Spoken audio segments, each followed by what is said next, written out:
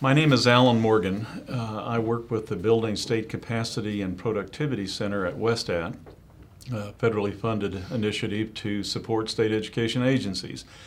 And today we have the good fortune of being in Little Rock, Arkansas, and meeting with Commissioner Johnny Key. Commissioner Key, you're part of a new breed, so to speak, among chief state school officers, as I see it.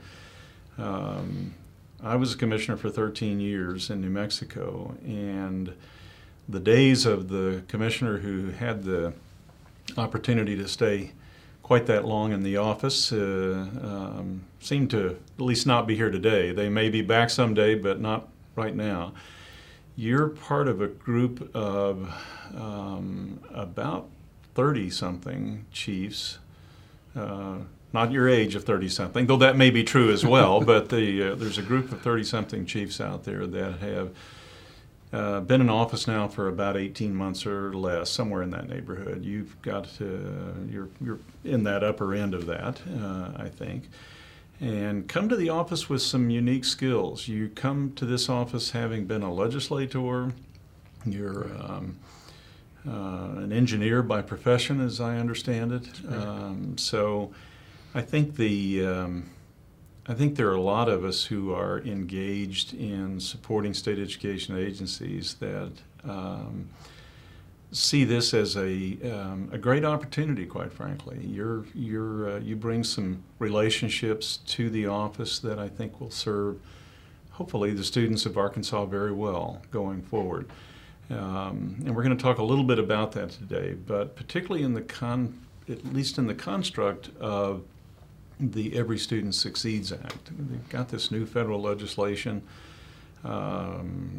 clear movement of a lot of authority and issues and challenges away from the federal government to state government and local school districts, and hopefully to teachers and kids eventually out there. So usually something as massive as a big reauthorization of the Elementary and Secondary Education Act creates some opportunities and some challenges. Tell us a little bit about what you see in those two categories. What's going to be on the horizon? You can take either one first, doesn't matter to me, but how do you intend to proceed from here? You've got about less than 18 months to put this in effect in every school system in this state. What's up? Well, you talked about my background and my experience, and I started in the legislature in 2003. Okay. So on the heels of No Child right Left there Behind. at NCLB, right? Yeah, and so I saw a lot of the policy implications as it came down from the feds and as it was rolled out in the state, because I was actually in a legislative seat with a vote, and seeing how over the years that followed, how much education moved away from allowing the creativity of teachers more to a compliance mentality. And now with the Every Student Succeeds Act, we have the opportunity to restore some of that creativity. The flexibility that law provides helps us, and we really had already started looking for ways to move away from compliance because of the nature of that mindset really handcuffed a lot of our educators all over the state. What also is important to know, at that same time, Arkansas had just come out of a very significant school funding lawsuit. The 2003 session, which was my first session, was marked by conversations of tax increases and school consolidations, and you had rural Arkansas pitted against urban areas. And so seeing all of that and building those relationships with both educators in rural settings, educators in urban settings, legislators, that has really helped as I've taken this role and now have the opportunity to help direct the ESSA rollout in Arkansas. So we're really excited about the notion of moving away from compliance. that is also one of the biggest pitfalls. It is one of the most difficult components, is because for the last 13 years, 14 years now, we've really been focused on the compliance you mentality. built a culture that says, And it's hard now, as we are telling educators, look, tell us what you think this new system should look like. And there's still, there are folks waiting on us to tell them what it's going to look like. And we're very consistent in our message that that's not how it's going to be this time. So really the opportunity to engage educators, administrators, the community, that I think that's one of our biggest assets in Arkansas, is now the ability to engage the communities, because if we're going to change the educational culture in our state and really in the nation at large, we have to do a better job of engaging the communities. Education can't be something that just takes place between 8 o'clock and 3:30 at school, 5 days a week, 9 months out of the year. Communities need to realize not only are they wanted, they are needed. And for us to really be successful, that community engagement piece has to be part of it. Wow, that generates so many thoughts, and I'm sure, again, challenges and opportunities for you as you try to work with your board and others and the governor to help get this done with the legislature and your colleagues over there. All of that suggests to me that the underlying importance of two things that I would appreciate your commenting about. One is how you've been able to take your kind of systems thinking, your systems orientation, kind of what those of us who are not engineers might project as the behavior of those of you that are engineers. You look at things in a very systematic way. How are you taking your kind of systems mentality, if you will, and you're working in an environment where an appreciation for a systematic approach may not have historically been there. Right. So you get to be kind of the new person bringing in this thinking about how systems should be developed, implemented, communicated. And then that leads to the second point, which is really communication. How do you're very active, you're a leader state in the Strategic Performance Management Initiative. I would appreciate you just taking a few minutes to take us through kind of both of those things, because I suspect your systems orientation is really an important part of what you're doing with strategic performance management in a state. So give us an orientation to both, if you would. Well, absolutely. When I came on board, one of the first questions I asked was, what are we doing? What are we good at as an agency? Okay. What are we not so good at? And we started asking folks outside the agency. Give one example. We actually engaged the State Parent Teachers Association. Okay. And I asked the question internally, when was the last time we've actually had a conversation with the Arkansas PTA? Not only could no one remember the last time, they couldn't remember if it had ever happened. So, there is a huge stakeholder group right there that we as an agency may not have been doing a very good job of engaging. So we made an effort to do that. Starting with building blocks like that and looking at those other stakeholders, we created the Commissioners Forum on Educational Excellence. This began before we even thought that ESSA would pass. I'm usually a very optimistic fellow. Yeah, most of us were not all that optimistic. I was very pessimistic about that. Right. But we were going to move forward anyway to do what we could do as a state.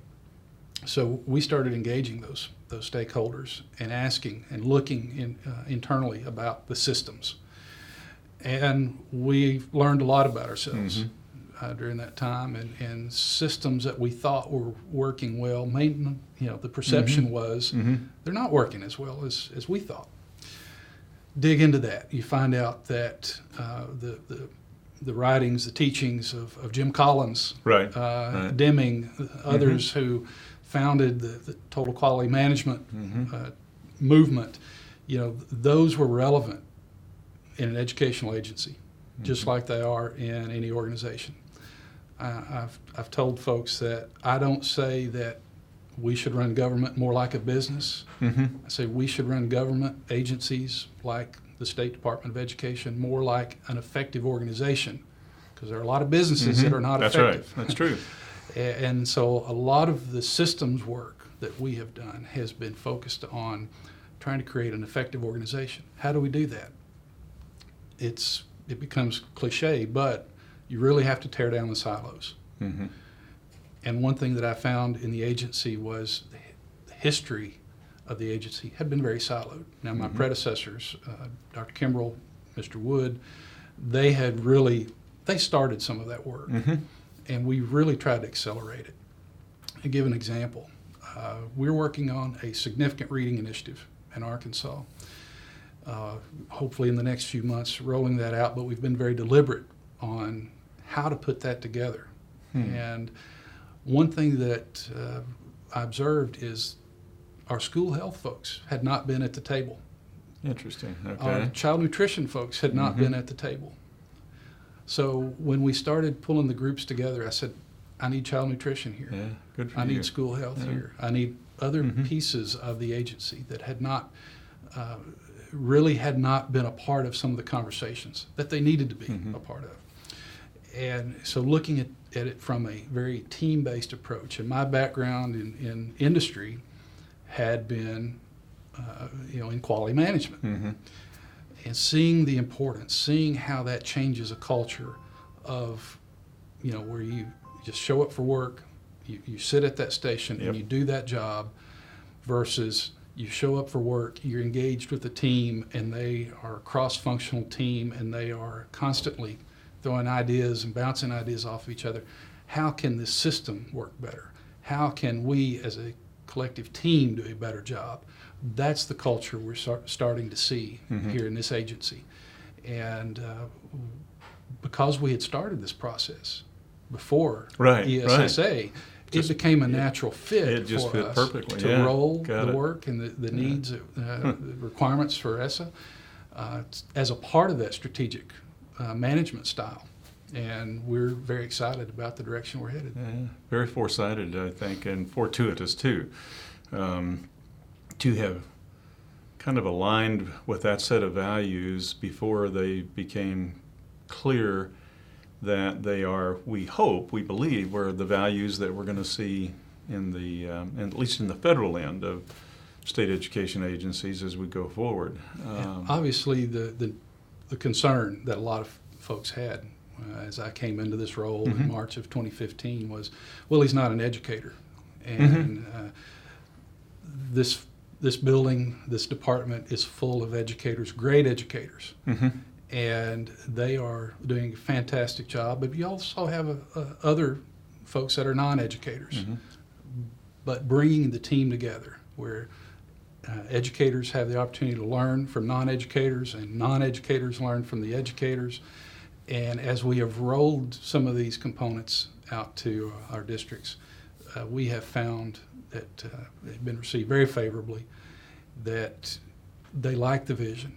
Educators around the state like our new vision. They really see that mission of our agency of where we are focused on transforming Arkansas to lead the nation in student-focused education. Not an adult-centered system, but a student-centered system. And I feel blessed to work with such a great team of folks that have bought into that, and they're ready to make it happen. That's a great attitude, and it's having worked in a state education agency in a building like this for 25 years in Santa Fe, it really, in many respects, comes back to leadership, and you have apparently been able to align with or bring into this set of changes that you're bringing about. You're trying to influence a pretty substantial system here, and back to this comment about system-oriented approaches to change. What's been your greatest allies in this? I know you mentioned a moment ago the strategic performance management. You've got a team of people in the agency that are really, and then a few externals that are working with you that you're at your direction. But I've been so impressed with what I've heard about that this isn't one of those things where the leader comes in and says, this is what we need to do, and I'm going to bring these folks together, and then now I'm due somewhere else in 20 minutes. That these are often day-long or multi-day kinds of exercises to really help build that communication and culture of trust between you and a lot of the other folks who are key players in this process. You apparently have been willing to stay in there all day, every day. When it's needed, you're there. How important is that?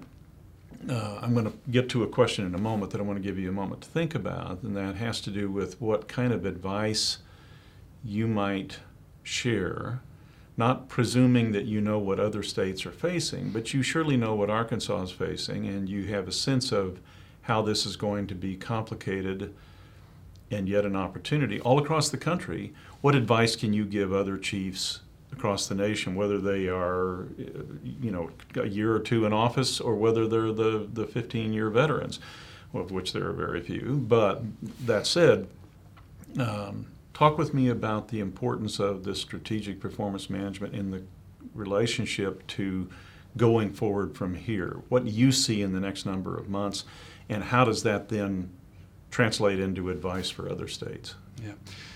I think from my perspective, it's about asking the right questions. For me, as the leader of the agency, it's not about me deciding what needs to be done and sending out a directive that says we shall do this. Mm-hmm. It's about asking those questions of the people who really know the answers, and then being able to set a path with the collective wisdom of my leadership group, not just my leadership group, but our unit leaders, all the way to the administrative assistants. I mean, I take the approach here that no one in the agency should be limited by their position. Okay. If someone has a good idea, I don't care if that idea comes from the person that's answering the telephones. Mm-hmm. So how does that relate? It gives not just a top-down, but it's a bottom-up also feedback loop.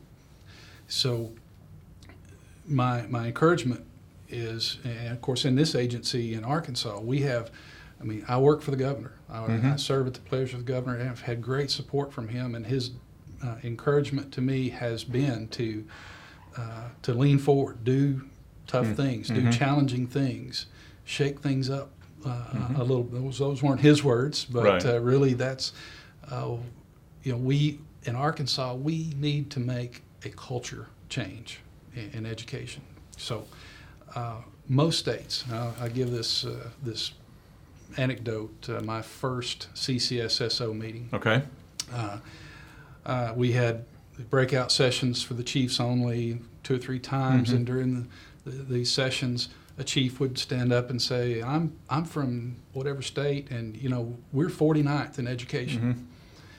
And another breakout session, another different chief, different state would stand up and say, well, we're 49th in education. About the 4th time that happened, I was sitting next to Stephen Pruitt, who had been on the job for 37 days from Kentucky. And someone said, we're 49th in education. I smacked him. I said, man, that's really weird, because I thought we were 49th in education. Right. And the only chief that didn't claim to be 49th, obviously Massachusetts. Right. So Mitchell Chester is saying, not us. He said, not us. That's right. So what Dr. Pruitt and I realized there, we agreed that evidently there's Massachusetts is number 1 and a tie for 49th. So that's good. Anyway, I've gotten a lot of laughs out of that. But really, what I use that story, and my message to other chiefs is, we all face some of the same challenges. And rankings mean a lot to the people that write opinion columns and who want to do comparisons state to state. But what I try to focus our folks on is don't look at the 49th or the 45th or the 37th or whatever it is. We need to look at number one. Mhm. So, Chester, I'm coming after you. Yeah. Our goal is to be first. Mhm. And we're taking, in education, my experience as a legislator, as a son of a 30-plus year educator. My mom taught elementary, and she saw all the different things that came 3 or 4 years at a time, and then we'd move on to something You else. bet. Taking a long-term focus, a long-term approach is what I'm encouraging my team here to do. Mhm. One that transcends whether we are here or not.